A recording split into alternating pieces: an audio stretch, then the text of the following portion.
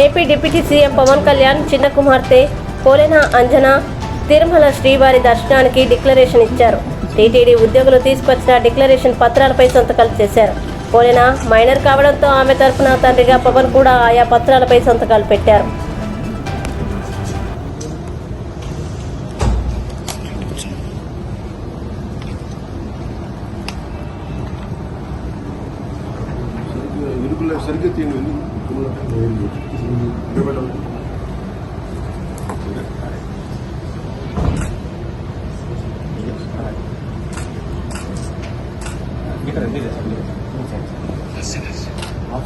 One.